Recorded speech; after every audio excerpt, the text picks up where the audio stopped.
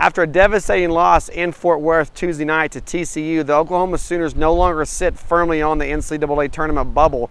Rather, now they're sliding down the backside of it with an RPI ranking of 64.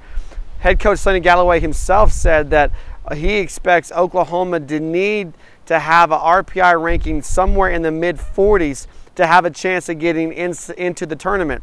That puts Oklahoma in a tough spot going into this weekend's Bedlam Series. The Sooners and the Cowboys will be playing for 4th place in the Big 12, which would give them a little bit better of a seeding in the Big 12 tournament.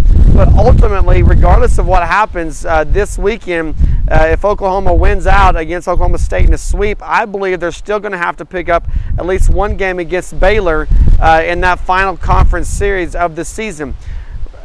It all starts Friday, though, because they have to win this series against Oklahoma State. If they lose 2 games to 1, it's not going to be enough. I think you can firmly say Oklahoma's NCAA tournament hopes are dead. If they can win this series 2 games to 1 or even take a sweep from the Cowboys, it somewhat keeps them alive, but they're still going to need to beat Baylor that final weekend of Big 12 conference play, and they're going to have a good showing in the Big 12 tournament to have a chance for the NCAA.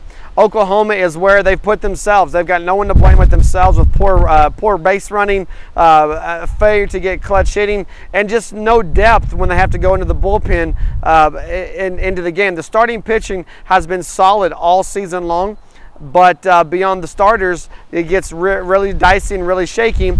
And when you're not getting any offense, you start to press yourself. Oklahoma left 7 base runners stranded in their loss Tuesday night to TCU. When you lose 4-3 just by 1 run, having 7 guys left on base doesn't help the cause one bit at all. Taking into account also Matt Oberste failed to take home plate on a squeeze play, sacrifice bunt.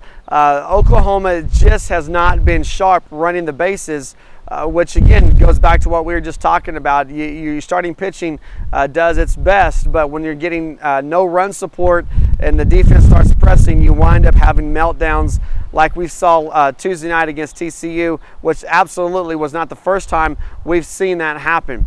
There's still hope for the OU baseball program this season, but it is starting to fade just a little bit. It can come back alive. It can be sparked this weekend with the Bedlam Series win. SB Nation's CrimsonandCreamMachine.com. I'm Matt Hofeld.